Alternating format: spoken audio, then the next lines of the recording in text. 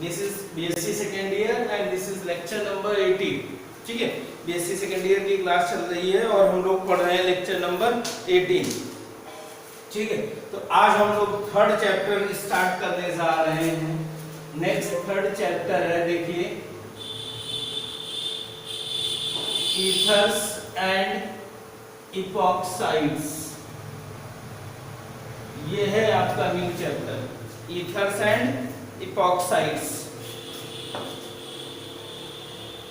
आज यहां से हम लोग इस चैप्टर में पहला 2 टॉपिक हैं, यहाँ पर छोटे छोटे हैं और इस पर 1-2 शॉर्ट क्वेश्चन है, एक मेथड है यहाँ पर जो अक्सर पूछा जाता है, वो हम लोग पढ़ेंगे सबसे लास्ट में। और हम लोग पहले यहाँ पे 2 टॉपिक हैं, तो पहला टॉपिक हम लोग पढ़ेंगे यहाँ पे ईथर्स और दूसरा टॉपिक पढ़ेंगे हम लोग इपॉक्साइड्स। ठीक है, आप सब लोग नोट्स अच्छे से प्रिपेयर करिए, बहुत अच्छे से। ठीक है, जितना अच्छा आप नोट्स प्रिपेयर करेंगे उतना ही अच्छा आप फाइनली भी प्रिपेयर कर पाएंगे। इसलिए नोट्स में कोई बदमाशी किसी की नहीं होना चाहिए और ना ही लेट होना चाहिए। टाइमली जितना पढ़ा दिया जाए बिल्कुल आप उसको, एक दिन छुट्टी रहती है, आप उन्हीं 2 दिन में उसे कंप्लीट कर लें, ईथर्स एंड इपॉक्साइड्स। ठीक है, तो इसमें से पहला टॉपिक हम लोग लिखते हैं यहाँ पर ईथर्स। ठीक है, तो देखिए ईथर्स क्या होते हैं आपके यहाँ पर, वो हम एक्सप्लेन करते हैं। ठीक, ईथर्स को कहते हैं the organic compounds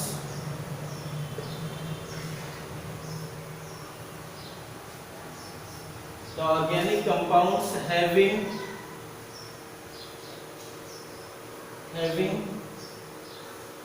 general formula ROR, ठीक, are called ethers। ठीक है, तो वो सारे ऑर्गेनिक कंपाउंड्स जिनका जनरल फॉर्मूला ROR डैश हमने यहाँ पे लिखा है, बोथ आर एल्किल ग्रुप्स। यहाँ पर ये दोनों क्या हैं आपके, एल्किल ग्रुप्स हैं। एक सिंपल डेफिनेशन ये हो गई आपकी। दूसरी, अब हम यहाँ पर पॉइंट मार्क करते हैं, जैसे we write HOH and this is water. ये क्या है आपका वाटर। वाटर से आपने दोनों H माइनस कर दिए, -2H, और आपने यहाँ पर 2 R लगा दिए हैं। Then we obtain ROR and इन्हें भी हम क्या बोलेंगे, ईथर। तो आप ये कह सकते हो कि di alkyl derivatives of water, water के जो डाई एल्किल डेरिवेटिव होते हैं, they are also called as ethers. तो यहाँ पर हम लिखते हैं di alkyl derivatives of water are called ethers. और जो वाटर के डाई एल्किल डेरिवेटिव होते हैं, they are also called as ethers. उन्हें भी हम क्या कहते हैं, ईथर्स।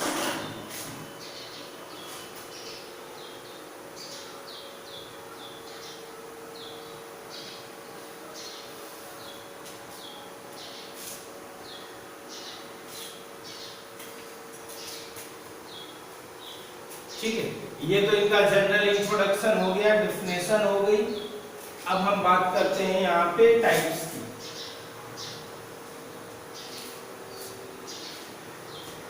अब यहाँ लिखते हैं हम लोग heading types.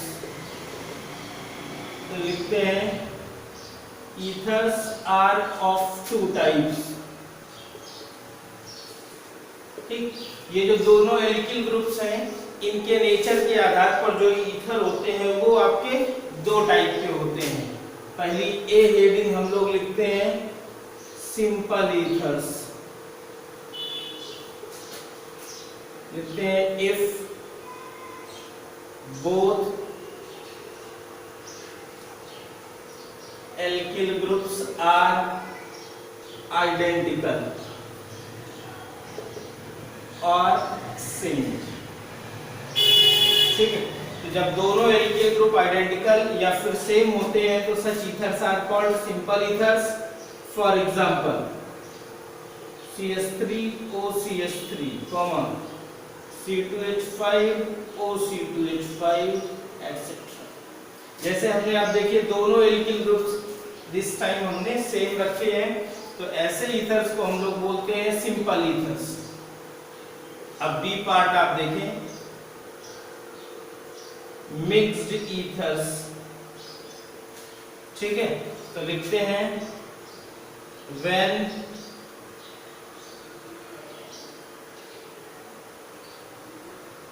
both alkyl groups are different, जब दोनों एल्किल ग्रुप्स डिफरेंट होते हैं, अलग अलग होते हैं, then such ethers are called mixed ethers. For example, CH3OC2H5, C2H5O C3H7 etcetera. अब आप देखिए यहाँ पर दोनों एल्किल ग्रुप्स यहाँ पर डिफर हैं, तो such ethers are called mixed ethers. ये तो एल्किल ग्रुप्स के नेचर के आधार पर होते हैं। वैसे ईथर्स और टाइप के होते हैं आपके इसी एल्किल ग्रुप के आधार पे, aliphatic ether, aromatic ether, unsaturated ether, ये सारे होते हैं, बट उससे अपने को ज्यादा मतलब नहीं है। बस हम जो ही लिखेंगे simple and mixed ethers. Yes, write down.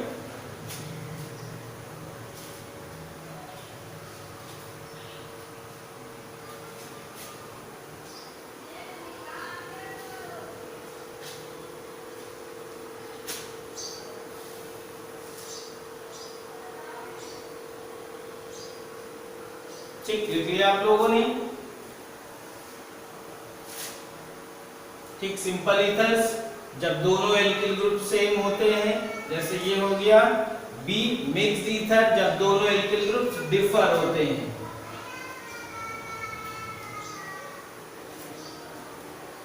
ठीक, अब हम बात करते हैं, यहाँ पे लिखते हैं जनरल फॉर्मूला।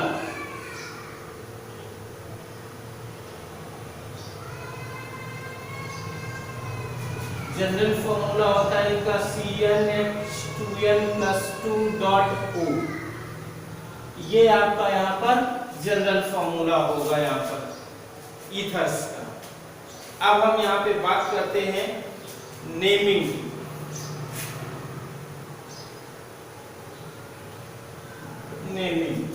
ठीक है, तो जैसे हम लोग पहली जो नेमिंग करते हैं सिंपल नेमिंग। ठीक, फॉर एग्जाम्पल CH3OCH3। अब आप देखिए दो मेथिल हैं, तो हमने यहाँ पे लिखा डाई मेथिल और ये लिख दिया यहाँ पे ईथर। इसी तरीके C2H5OC2H5, तो इसका नेम हो गया डाई एथिल ईथर। ठीक, जैसे अब हम ये ले लेते हैं CH3OC2H5। तो जब दोनों एल्किल ग्रुप्स डिफर होते हैं, तो अल्फाबेटिकली जो पहले आता है that will be written first, वही आपका पहले लिखा जाता है यहाँ पर। ये तरीका होता है। तो ये मेथिल एथिल, एथिल पहले आएगा, तो वी राइट एथिल, लेफ्ट वाला methyl and at last ether. तो एथिल मेथिल ईथर। ये तो आपकी सिंपल नेमिंग हो गई। बी पार्ट हम इसकी बात करते हैं IUPAC। ठीक, IUPAC में ईथर्स को लिखा जाता है आपका एल्कोक्सी एल्केन। क्या लिखते हैं हम लोग? Alkoxy alkene.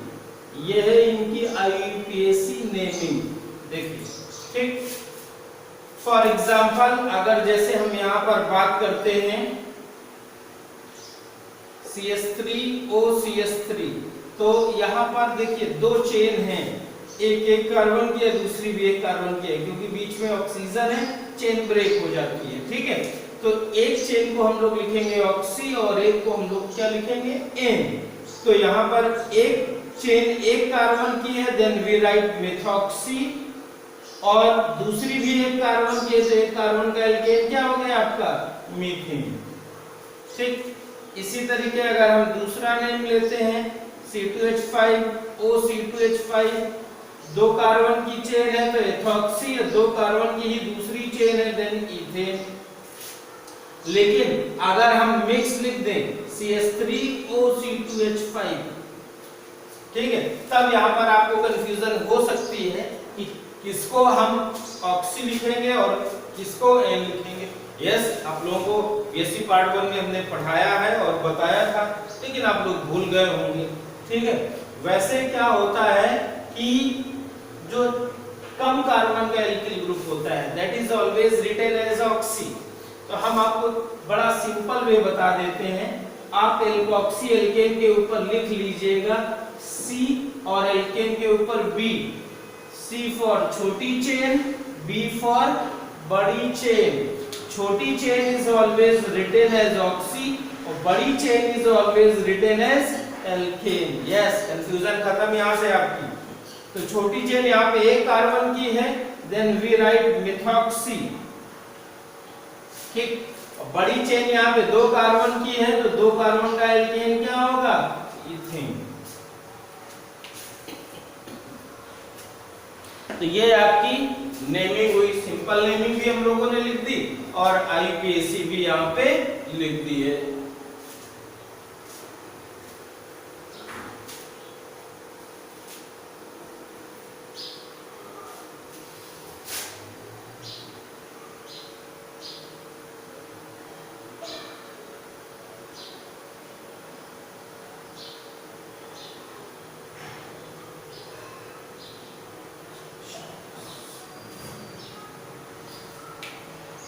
ठीक है, तो ये हो गई आपकी नेमिंग। अब इसमें एक छोटी सी चीज और है, पहले वो बता दें तब हम लोग आगे मूव करेंगे। आइसोमेरिज्म,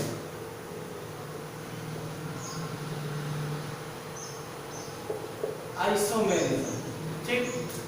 तो जो ईथर्स होते हैं generally they show 2 types of isomerism, 2 types, ठीक है। तो ईथर्स में 2 टाइप की आइसोमेरिज्म ऑब्जर्व की जाती है। जो पहली है that is called as functional isomerism. आप लोग पढ़े हुए होंगे, जो भी आप नाम लोगे, आइसोमर्स क्या होते हैं, फॉर्मूला सेम होता है, केवल स्ट्रक्चर डिफर होता है, ठीक है। और फंक्शनल आइसोमर्स का मतलब फंक्शनल ग्रुप डिफर होगा, although they have same formula, जबकि उनका फॉर्मूला क्या होगा, सेम, ठीक है। तो यहां पर हम लिखे दे रहे हैं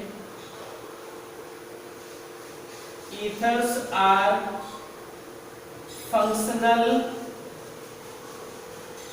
आइसोमर्स ऑफ एल्कोहल्स।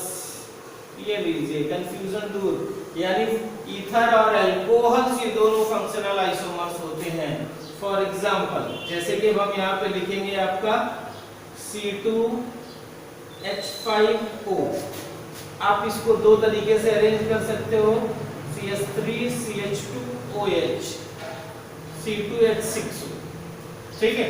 ये है 2 कार्बन है, 6 हाइड्रोजन है और 1 ऑक्सीजन है, तो इट इज इथेनॉल। तो आप देखिए, और इसी को आप दूसरे वे में ऐसे भी अरेंज कर सकते हो, CH3OCH3, दिस इज ईथर, या you can say dimethyl ether. तो आप देखिए ये जो मॉलिक्यूलर फॉर्मूला है ये दोनों कंपाउंड का सेम है, बट दोनों का आप देखिए यहाँ पे क्या है, स्ट्रक्चर अलग अलग है, फंक्शनल ग्रुप डिफर है।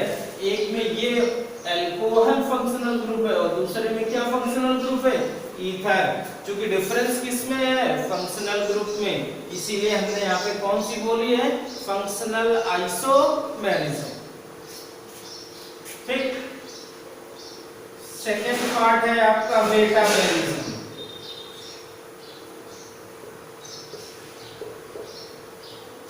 मेटामेरिज्म होती क्या है, यहाँ पे आप जान लीजिए। मेटामेरिज्म जनरली 2 ही टाइप के कंपाउंड, एक अमीन्स और एक ईथर्स, यही 2 शो करते हैं। कौन कौन से आपके, अमीन्स एंड ईथर्स। ठीक है, अब क्या है, ऐसे कंपाउंड जिनका मॉलिक्यूलर फॉर्मूला तो सेम होता है, बट जो ऑक्सीजन की तरफ, दोनों तरफ जो एल्किल ग्रुप लगे होते हैं, दे आर डिफर, वो क्या होते हैं, डिफर। ठीक है, तो आइसोमर्स का मतलब तो आप जानते हैं, molecular formula same, but both alkyl groups are differ on the ether oxygen. हम थोड़ा सा लिखे दे रहे हैं, both alkyl groups are differ on ether oxygen. ठीक है, तो दोनों ही एल्किल ग्रुप ईथर ऑक्सीजन वाले डिफर होते हैं. फॉर एग्जांपल आप ये देखिए, हमने ये लिखा है CH3 CH2O CH2 CH3, this is diethyl ether. Diethyl ether. आप देखिए दोनों तरफ के एल्किल ग्रुप C2H5 लेफ्ट में है, C2H5 राइट में है. अब हम इसी का आइसोमर बनाने के लिए देखिए करते क्या है, एक कार्बन एक से दूसरी तरफ आप शिफ्ट कर दीजिए, और कुछ आपको नई बात नहीं करनी है. एक कार्बन एक तरफ से, तो लेफ्ट में देखिए केवल बचा CH3 और ये आ गया O, और एक CH2 राइट में लगा देते हैं. CH2 CH2 एंड CH3 ये आ गया. अब अगर इसका नेम देखते हैं तो दिस इज मेथिल, एंड ये तीन कार्बन हो गया राइट में प्रोपिल, तो नेम हो गया methyl propyl ether. Methyl propyl ether. तो अब आप देखिए, अगर दोनों कंपाउंड को आप टैली कीजिए तो पहले कंपाउंड में लेफ्ट में एथिल, दूसरे में मेथिल. पहले में राइट में भी एथिल बट दूसरे में प्रोपिल. तो दोनों ही कंपाउंड का formula carbon hydrogen oxygen same है, बट दोनों तरफ के जो एल्किल ग्रुप्स हैं वो आपके यहाँ पे क्या होगा, differ. Ethyl methyl, ethyl propyl. तो ऐसे कंपाउंड्स को वी से metamers, and the phenomenon is called metamerism. तो अगर पूरा डिफाइन करना है तो देखिए मैं बोल रहा हूँ, सुनिए. ठीक है, कहते हैं those compounds which have same molecular formula but both the alkyl groups on ether oxygen are differ are called metamers, and the phenomenon metamerism. yes, note कीजिए.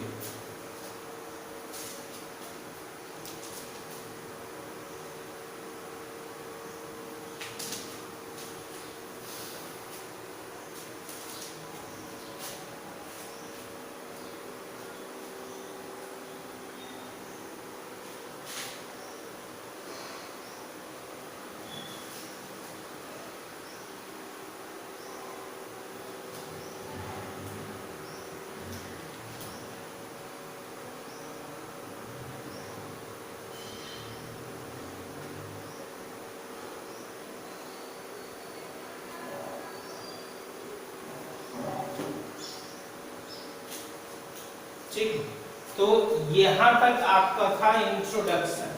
अब हम लोग मूव करते हैं preparation and properties.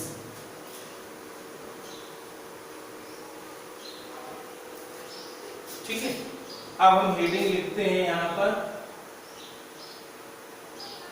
General methods of preparation.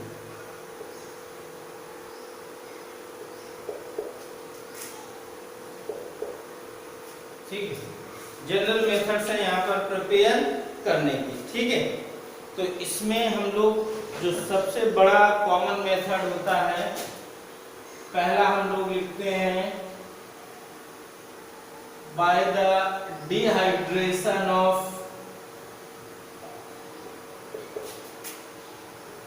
Alcohols. जो पहली preparation है by the dehydration of alcohols. Dehydration का मतलब होता है कि पानी रिमूव करना. ठीक है, जैसे हम यहाँ पे लेते हैं आपका C2H5OH प्लस अगेन C2H5OH. दो मॉलिक्यूल हमने यहाँ पे देखिए एल्कोहल्स के लिए हैं, एंड दिस इज इथेनॉल, और दोनों ही यहाँ पे क्या है, इथेनॉल लिए गए हैं. अब आप देखिए, पहली बार we are dehydrating with concentrate H2SO4, और जब कंसंट्रेट H2SO4 के साथ हम डिहाइड्रेट करते हैं then the temperature being approx 140. कितना होगा, 140. डिहाइड्रेशन का मतलब आपने पानी रिमूव करना है, तो पानी रिमूव करने के लिए एक का H और एक का OH, तो आप देखिए जरा, एक का H और दूसरे का ये OH, कितना ये देखिए रेड वाला पार्ट ये वाटर बन के निकल गया, बचता क्या है C2H5O C2H5। तो आप देखिए C2H5O C2H5, ठीक है, माइनस यहीं पे आप शो कर दिए H2O, तो ये बन गया आपका डाई एथिल ईथर। ठीक,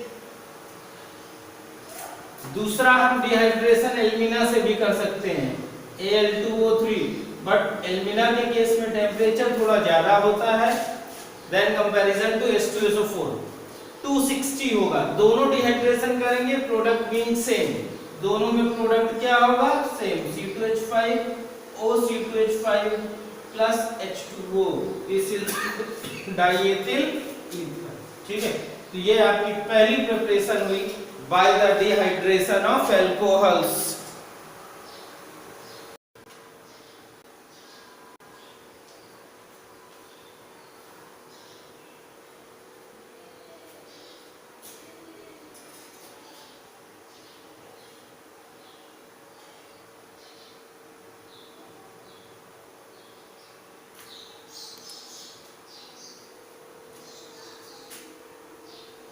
ठीक है, तो ये पहली प्रिपरेशन हो गई आपकी। दूसरी हम बात करते हैं यहाँ पे सेकेंड, बाय विलियमसन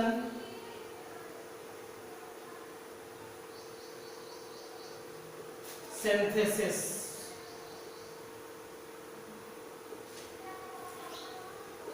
ठीक, तो विलियमसन सिंथेसिस के द्वारा अब तो ये तो कंफर्म हो गया कि हम लोग ईथर प्रिपेयर कर रहे हैं, इसलिए जो विलियमसन सिंथेसिस है it is used for the formation of ethers.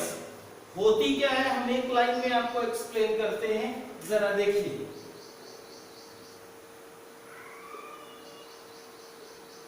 Alkyl halides plus एल्कोक्साइड्स, और जैसे ही इनको हीट कर देंगे देन वी ऑब्टेन ईथर्स। कितना सिंपल एक्सप्लेनेशन है विलियमसन सिंथेसिस का कि आप एल्किल हैलाइड लेंगे, उन्हें हीट कर दीजिए एल्कोक्साइड के साथ में, देन वी ऑब्टेन ईथर्स। अगर आप एल्कोक्साइड नहीं जानते हैं तो एल्कोक्साइड जान लीजिए। एल्कोक्साइड्स अल्कोहल से बनते हैं, अल्कोहल्स को हम लोग लिखते हैं ROH। अब अल्कोहल का ये जो H होता है इसको हटा के आप कोई एक्टिव मेटल सोडियम या पोटेशियम लगा दीजिए। तो जैसे हमने अगर यहाँ से H हटा के Na लगाया, दिस इज एल्कोक्साइड, इसको हम क्या बोलेंगे एल्कोक्साइड। तो ऐसे एल्कोक्साइड आपके बनते हैं। तो एल्किल हैलाइड हमने ये लिया आपका RH प्लस एल्कोक्साइड हमने ले लिया ROH, ठीक, RONA। तो हम करते क्या है, इस रिएक्शन को अगर हम लोग उल्टा लिख दें यहाँ पर, ठीक है, अब आप लोग नोट कीजिएगा ऐसे ताकि आपको पढ़ने में थोड़ी आसानी हो जाए, है वही बात। Alkoxides plus alkyl halides, when heated then we obtain ethers। ठीक, अब हम एल्कोक्साइड जैसे ये ले लें RONA, ठीक है, आपने बोला ना अल्कोहल से आप H हटा दीजिए और कोई एक एक्टिव मेटल सोडियम या पोटेशियम लगा दीजिए, ठीक है। और एल्किल हैलाइड तो आप लोगों ने खूब पढ़ा है RH। तो हम करते क्या है, हीट कर देते हैं, एक को R डैश कर देते हैं ताकि आपको क्लियर पता चले कि कौन सा एल्किल ग्रुप कहाँ पे मूव करेगा। तो जब हम इसे रिएक्ट कराएंगे तो देखिए आप लोग क्लियर, ये Na और ये X यहाँ पर ये हट गया यहाँ से, and we obtain ROR dash plus NaX, और ये अपने को मिलता है ईथर यहाँ पर, ठीक है। अब अगर आप स्पेसिफाई करना चाहें तो आप देख लीजिए यहाँ पर, जैसे हमने ये लिया C2H5ONA plus CH3Br methyl bromide, आप हीट कर दो, this is sodium ethoxide methyl bromide, और जैसे ही हम इन्हें रिएक्ट कराएंगे तो आप देखिए यहाँ से क्या रिमूव हो जाएगा, NaBr बस बाकी जो बचा पार्ट है उसे जोड़ के आप लिख दीजिए C2H5OCS3 plus NaBr. This is ethyl methyl ether.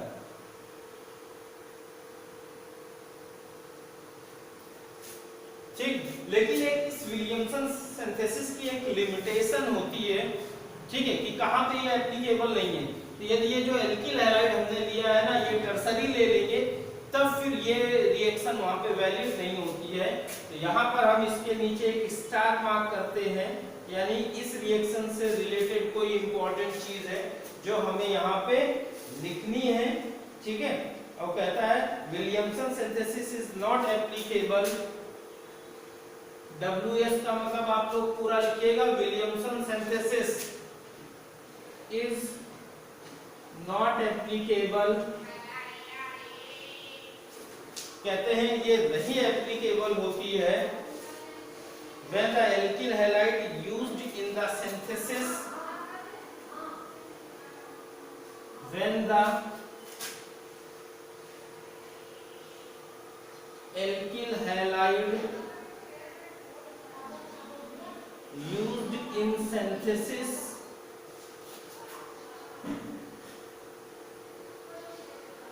is 3 degree full stop tertiary.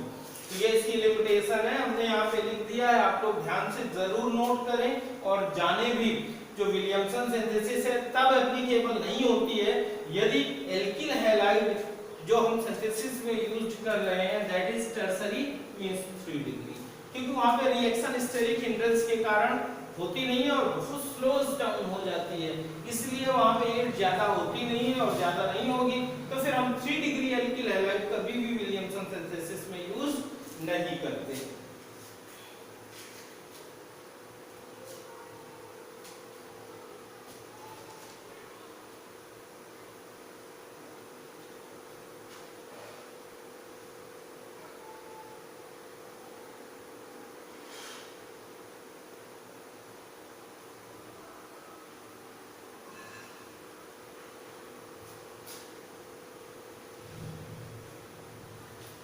ये आपकी दूसरी प्रिपरेशन हो गई। यस, आप लोगों ने नोट कर लिया। ओके, अब हम लोग तीसरी एक और लिख लेते हैं।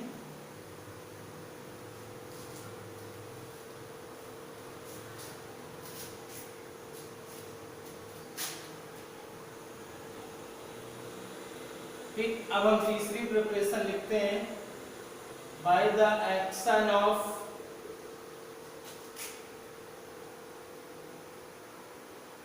diazomethane on alcohols। अब अगर एल्कोहल्स पे डाइएजोमीथेन का एक्शन करते हैं then also we obtain ethers. जैसे अब हम बात करते हैं CH3CH2OH, दिस इज इथेनॉल और इथाइल अल्कोहल। क्लियर? अब हम इस पे रिएक्ट कराते हैं CH2N2, प्रेजेंस होती है यहाँ पर HBF4 बोरोफ्लोरिक एसिड, ये है, एंड दिस इज डाइएजोमीथेन CH2N2, ये है आपका यहाँ पर डाइएजोमीथेन। ठीक, जैसे ही हम लोग रिएक्ट कराएंगे तो एजो ग्रुप कहीं पर अगर होगा तो वहां से एक चीज जरूर रिलीज होगी, दैट इज नाइट्रोजन। क्या जरूर हटेगी यहाँ पे? नाइट्रोजन, फिक्स बात है। ठीक है, नाइट्रोजन हटा और अब ये CH2 पूरा पूरा आ करके आपका इस H पे जुड़ जाएगा। तो समझे आप लोग, नाइट्रोजन हटेगी ये यहाँ से और ये CH2 जुड़ा, तो आप लेफ्ट में देखिए CH3CH2O, क्लियर, और H से CH2 आगे लग गया, देन CH3। तो this is ethyl methyl ether. ठीक, ये इनकी तीसरी प्रिपरेशन है, बस इतनी ही अपने को तीन ही लिखनी है। यस, नोट कीजिए।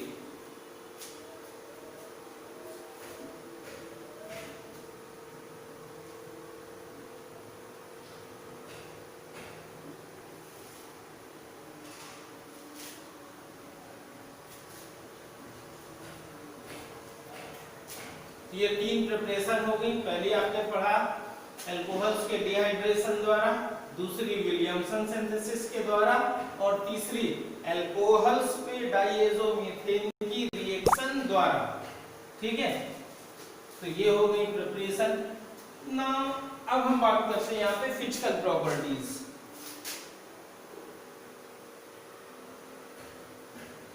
फिजिकल प्रॉपर्टीज, ठीक है। तो आप जरा पहला फिजिकल प्रॉपर्टी ये जान लीजिए कि फर्स्ट टू कंपाउंड, पहले दो ईथर मींस डाइमेथिल ईथर और एथिल मेथिल ईथर, ये गैस होते हैं।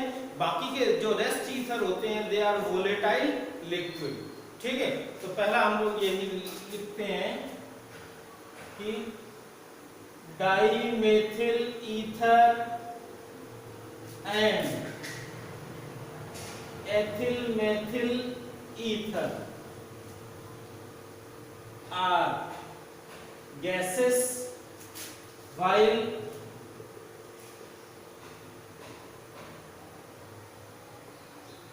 other higher ethers are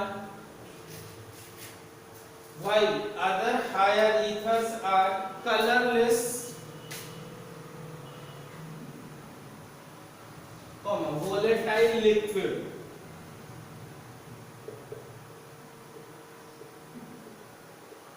ठीक, ये पहला आपका फिजिकल प्रॉपर्टी हुई। दूसरी हम लोग लिखते हैं insoluble in water but soluble in organic solvents। ठीक है, वाटर में इनसॉल्युबल होते हैं।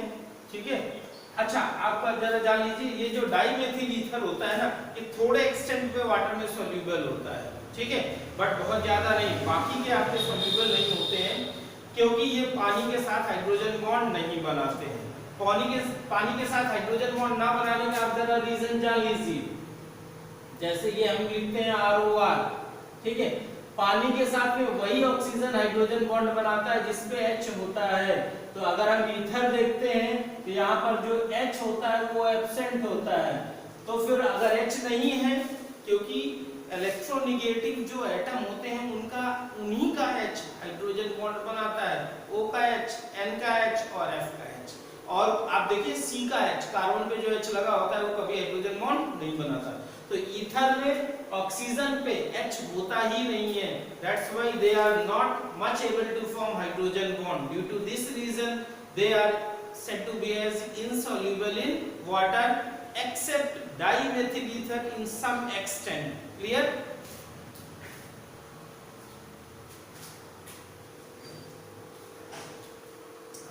Next point लिखते हैं हम लोग, they have low BP then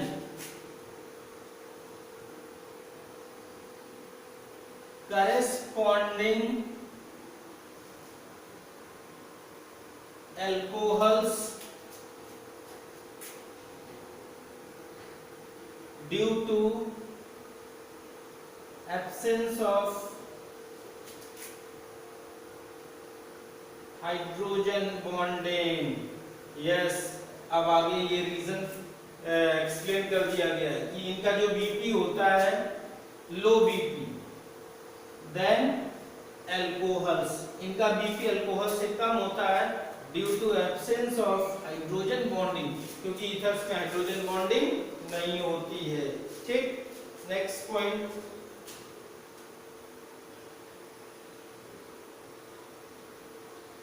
as the molecular weight increases,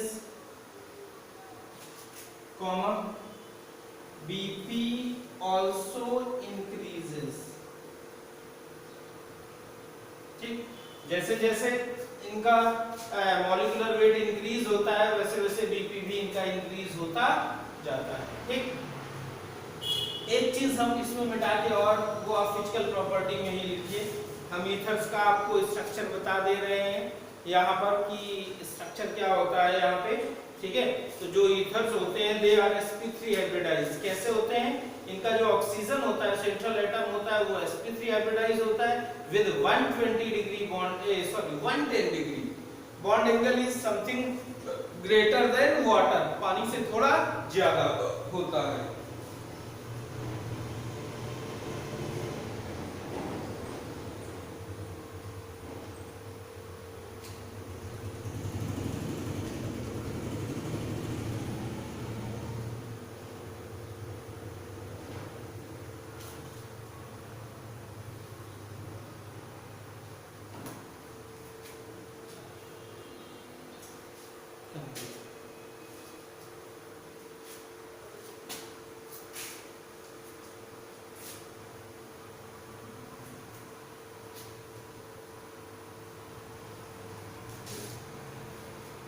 तो जो अगला पॉइंट है, जो O एटम होता है, it is sp3 hybridized with 110 degree bond angle, और यहाँ पर बॉन्ड एंगल कितना होता है? 110 डिग्री। ये आपके लिए जानना जरूरी है। जैसे अब बीच में ये आपका देखिए ईथर है यहाँ पर, ठीक है, एक R आपका ये है, दूसरा R डैश मान लीजिए ये है, दिस इज O,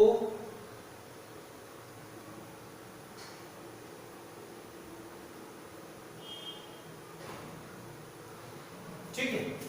अब आप देखिए एक लोन पेयर ये है, दूसरा लोन पेयर ये है, एक सिग्मा बॉन्ड ये है और दूसरा सिग्मा बॉन्ड आपका ये है, ठीक। अच्छा, ये ऑक्सीजन के यहाँ पर लोन पेयर्स यहाँ पर शो हैं आपके, ठीक है। तो ये यहाँ पे हम लिख देते हैं, लोन पेयर्स हो गए आपके, और ये जो एंगल होता है that is 110 degree. How much?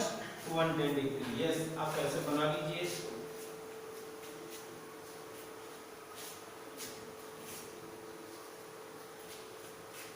ठीक है, ये बहुत बिल्कुल ये स्ट्रेट टाइप का है, ये लोग जो दूसरा लोन पेयर वाला है।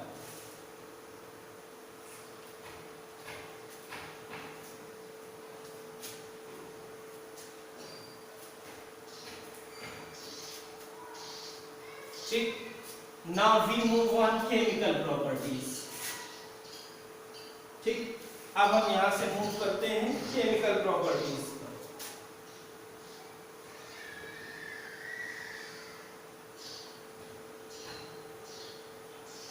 जो ईथर होते हैं वो तीन टाइप की प्रॉपर्टी शो करते हैं, एल्किल ग्रुप के कारण, किसके कारण?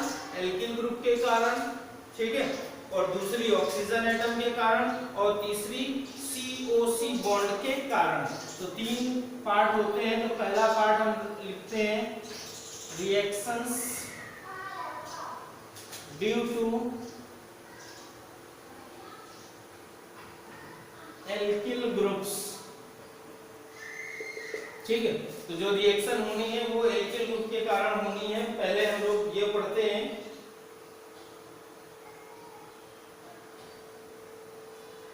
ठीक। अच्छा हाँ, एक मिनट, और जो ईथर्स होते हैं इनका जो डाइपोल मूवमेंट होता है, जो म्यू होता है, जैसे हम ये लिख लें, कहीं पे आप लोग ऊपर नोट कर लीजिएगा, इनका जो म्यू होता है, डाइपोल मूवमेंट होता है, दैट इज 1.5 डी। यानी ये क्या कहते हैं, आपके सिमेट्रिकल नहीं, आपके बिल्कुल एग्जैक्ट नहीं होते, ठीक है। तो म्यू इज इक्वल टू 1.5 या 1.3 डी होता है, डी बाई जो इनका डाइपोल मूवमेंट होता है, ठीक। ये है आपके, तो इट मींस ये चीज ये शो करती है कि दे आर नॉट सिमेट्रिकल और प्लैनर। ये सिमेट्रिकल या प्लैनर नहीं है। सिमेट्रिकल मींस होता है प्लैनर। ये लीजिए, तभी तो आपने अभी बनाया ना, sp3 है तो आपने स्ट्रक्चर कैसा बनाया है? टेट्राहेड्रल। और टेट्राहेड्रल में दो बॉन्ड एक प्लेन पर होते हैं, तीसरा ऊपर और चौथा below the plane, means non planar. Clear? Reactions due to alkyl groups. अब इसकी पहली हम, अच्छा इसको आप कैपिटल ले लिखिए, ठीक है। पहली रिएक्शन लिखते हैं कंबसन। कंबसन मींस होता है जलाना। क्या मतलब होता है? जलाना। ठीक है, तो आप जनरली हम लोग डाई एथिल ईथर लेते हैं डाई में। अच्छा, अब एक चीज आप और जान लीजिए, जैसे बहुत सारी ऑर्गेनिक रिएक्शंस में आप देखते हैं कि वहां पे अल्कोहल लिखा है, AlC लिखा है। क्या लिखा है? AlC। That means always ethyl alcohol और इथेनॉल। इसका हमेशा मीनिंग क्या होता है? इथाइल अल्कोहल और इथेनॉल। अगर आप इस अल्कोहल के अलावा दूसरा यूज करेंगे तब आपको क्लियरली मेंशन करना पड़ेगा। अगर आपने नहीं मेंशन किया, आपने केवल just you right AlC, that means ethyl alcohol. वैसे आप बहुत सारी रिएक्शंस में देखिए ईथर लिखा रहता है एरो के ऊपर। ठीक है, उस ईथर की ऑलवेज मीनिंग होती है डाई एथिल ईथर। डाई क्या? Di ethyl ether. Remember that, never can be di methyl ether.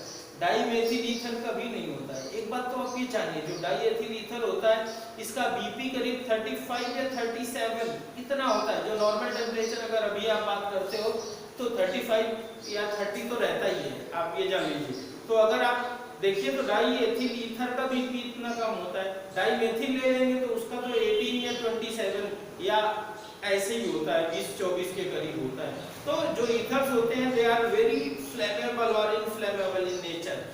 और जो डाइमेथिल ईथर होता है that is quite poisonous in nature. तो कैसा होता है?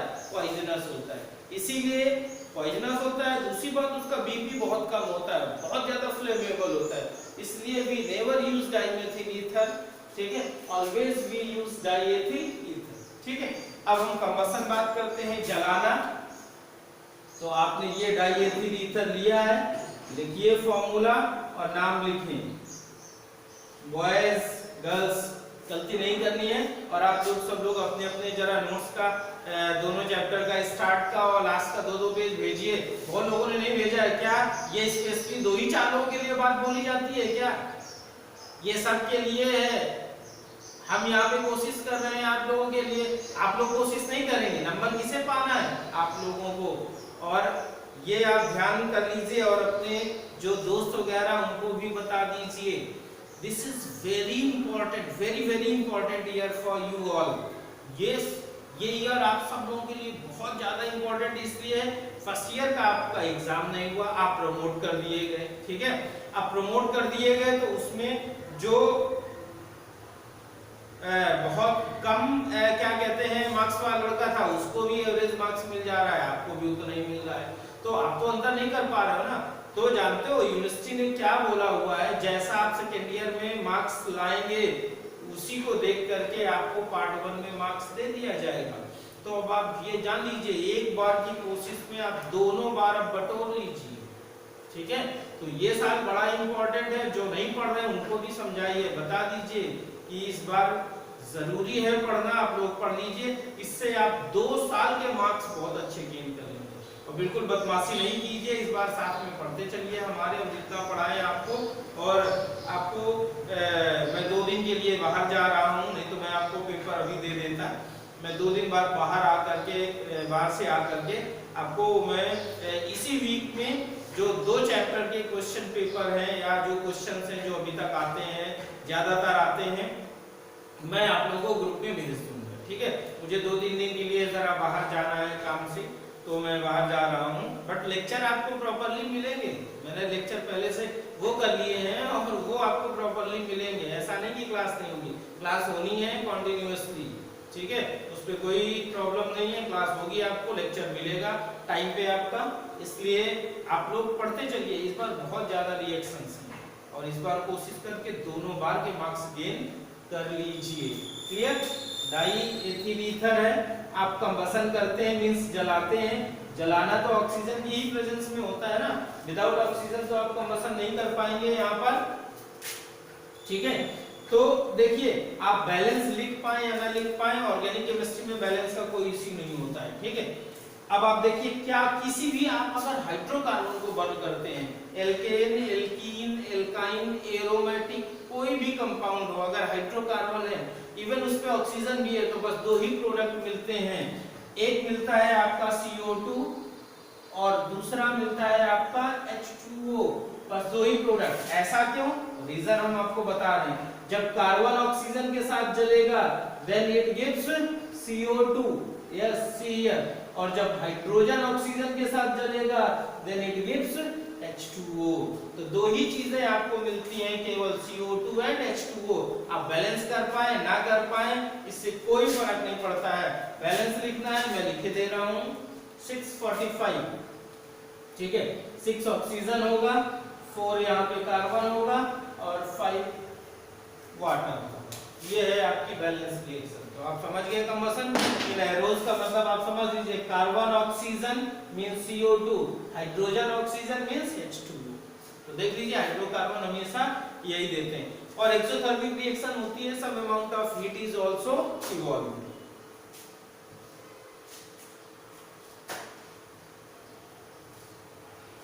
ठीक, पहली रिएक्शन हो गई आपकी कंबशन। ठीक, अब आप जरा दूसरी रिएक्शन देखिए, halogenation.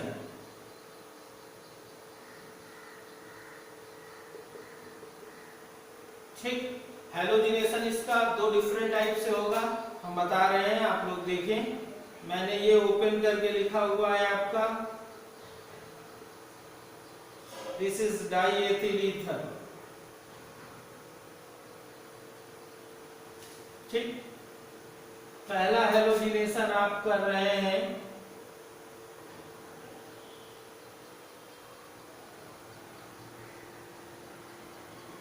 With Cl2 and dark.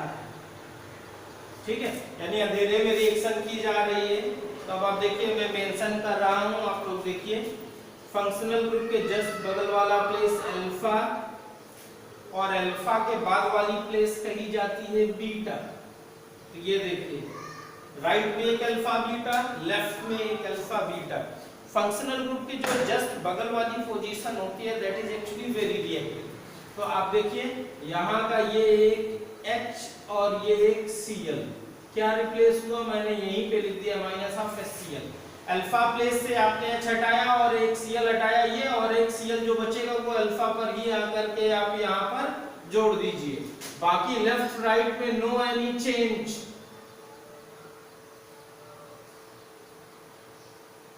और ये अल्फा पे आपने Cl जोड़ा है तो अल्फा क्लोरो डाइएथिल ईथर, ये हो गया नेम।